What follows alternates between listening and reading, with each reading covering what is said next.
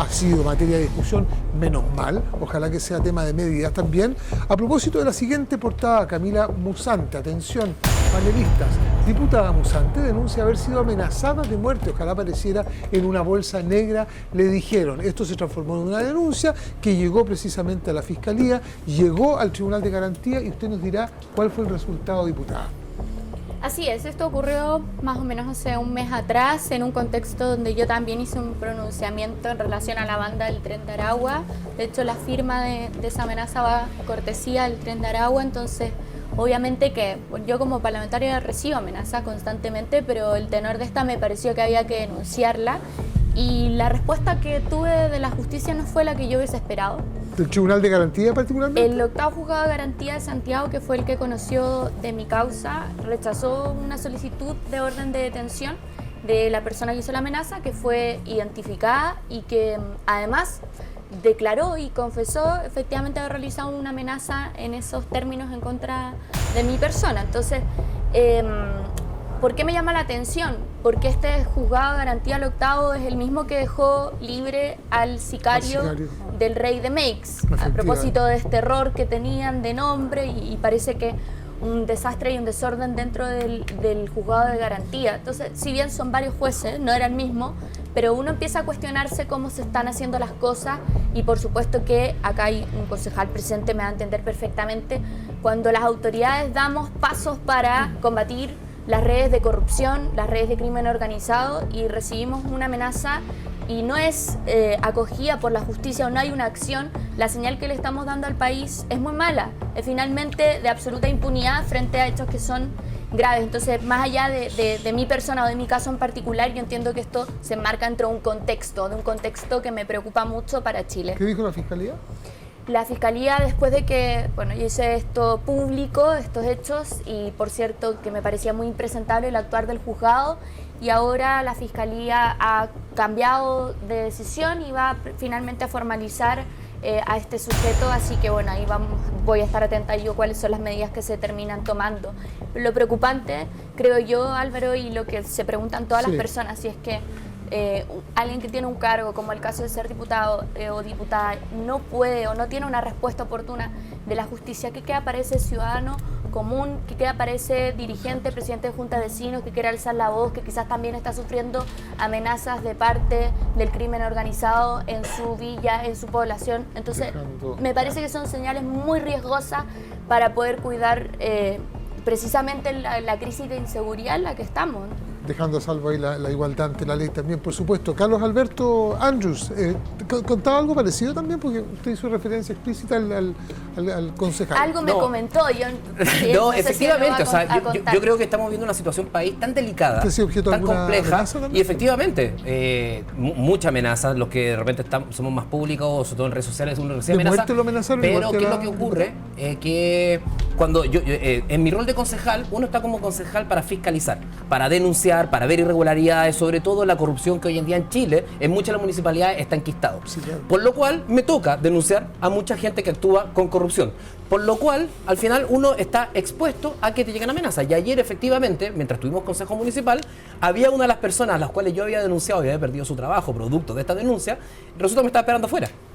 Y no había nadie, no había medidas de seguridad en la municipalidad, no había absolutamente nada, y la persona me encaró y básicamente dentro de la conversación me dejó bien claro que sabe dónde yo vivo, el condominio donde yo vivo. ¿Lo denunció usted? Y efectivamente, posterior a eso, fui a Carabinero a poner una denuncia y hoy tengo que pedir el número para poder en Fiscalía cursar una orden de alejamiento. Pero a lo que voy es que si las personas que estamos hoy en día en Chile fiscalizando la corrupción y estamos recibiendo este tipo de amenazas, este tipo de amedrentamiento, esta persona, gracias a Dios, fue solo un amedrentamiento, pero imagínate si hubiera entrado con un arma o algo por el estilo, la situación hubiera sido completamente distinta. Entonces, lamentablemente, creo que la situación que vive este país, no estamos muy lejos en que el día de mañana o un tiempo más empiezan a aparecer autoridades suicidadas como lo vimos en Argentina. Se ha hecho mucho énfasis, de hecho, en llegar tarde a este tipo de ser particularmente reactivos en vez de haberse anticipado una situación que se veía venir, una película que se ha visto antes, de hecho, en el vecindario, en el continente. En este caso de la Cámara de Diputados, en el caso del Poder Legislativo, del cual usted forma parte, ¿cuál es el nivel de discusión? ¿Cuánto se avanza en esto? ¿Qué se hace? Yo creo que muy poco. Mira, hace un año yo presenté, más de un año, una reforma al Poder Judicial, precisamente porque creo que hay un riesgo real de que hoy día la justicia esté secuestrada por otros intereses. Lo veíamos muy claramente en el caso Audios, ustedes se acordarán, los llamados de un operador, el señor Hermosilla, que le decía a los ministros cómo tenían que fallar, pero también puede ocurrir respecto del crimen organizado y el narcotráfico. Entonces, cuando uno ve a una magistrada que se queda dormida, que actúa con negligencia, la pregunta es hasta qué punto esto fue un error y hasta qué punto existía la defensa de otros intereses. ¿Hay corrupción? ¿Hasta dónde llega la corrupción en el Poder Judicial? Entonces yo creo que nosotros tenemos que tener o tomar una responsabilidad de Estado, porque en esto no creo que haya sectores políticos, porque nadie quiere ver la justicia secuestrada, mucho menos por parte del crimen organizado, y en eso creo que tenemos que avanzar todavía más. Nosotros aprobamos la creación de una fiscalía supraterritorial, que significa una investigación más especializada, sobre todo en este tipo de delitos, pero creo que tenemos que contar con tribunales que vean especialmente causas de crimen organizado, jueces que estén formados para aquello, protegidos para aquello también, y que entonces no puedan ser objeto de amenazas. No deja de llamar la atención que la izquierda saca a Luis Hermosilla, que yo me pregunto, ¿qué tendrá que ver con amenazas de muerte del Tren de Aragua?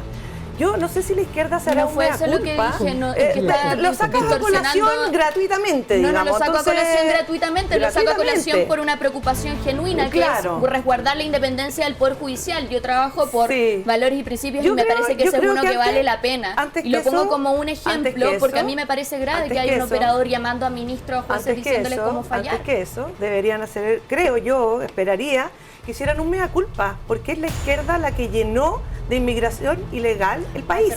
Entonces, cuando ustedes abrieron la puerta, el presidente Boric tuiteaba de lo lindo, Giorgio Jackson para qué decir, pero claro, puede decir, pero porque cuando no hay fronteras, cuando no estoy hablando yo, María José, que no había hablado. Entonces,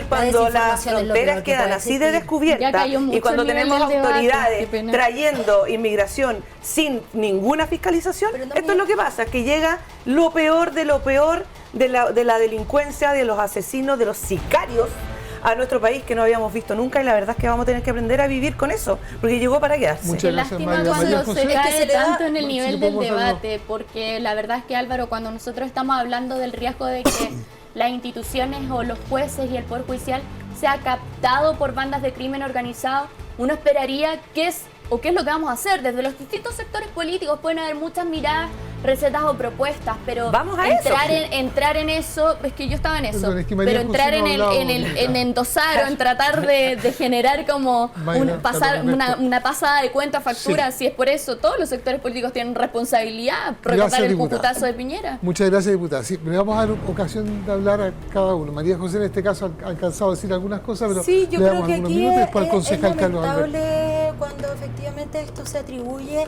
a un sector político. Yo creo que cuando el crimen organizado toca la puerta de las instituciones, y recordemos que no solamente el Poder Judicial, o sea, vemos el narco también en Fuerzas Armadas, lo vemos en las policías, etcétera. Cuando el crimen organizado toca las puertas de las instituciones, sea de donde sea y sea como sea, es una pérdida para el país, una pérdida para cualquiera.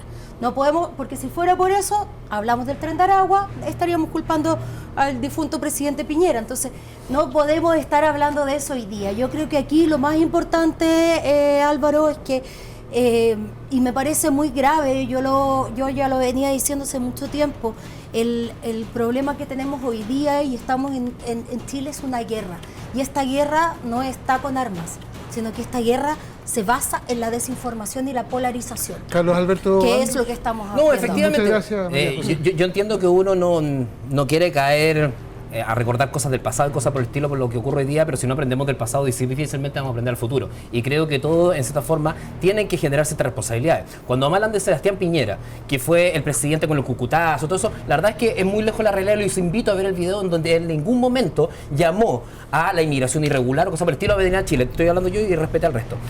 Segundo, durante el gobierno de Sebastián Piñera, los que impidieron poner normativa y legislaciones para que no entraran inmigrantes a Chile de forma irregular fueron ustedes. Efectivamente, y esa es una realidad. También durante el gobierno de Gabriel Boric, incluso quienes han sido los que se han opuesto a todas las medidas de seguridad que se ha impulsado este gobierno, ha sido efectivamente el Partido Comunista. El levantamiento del secreto bancario no ha sido... El levantamiento del secreto bancario, después podemos hablar de eso, pero de esa forma, ustedes durante el gobierno de Sebastián Piñera rechazaron todos, absolutamente todos, los proyectos que apuntaban a mayor seguridad en Chile. Y durante el gobierno de su propio presidente han sido también ustedes, el Partido Comunista y parte del Frente Amplio, quienes también han rechazado mucho los proyectos que apuntan a seguridad. O sea, si el mismo presidente no logra que su propia bancada vote alineada en los proyectos que él trató de impulsar, bueno, la verdad es que es bastante complejo poder avanzar en estas materias de seguridad. Tengo una pregunta.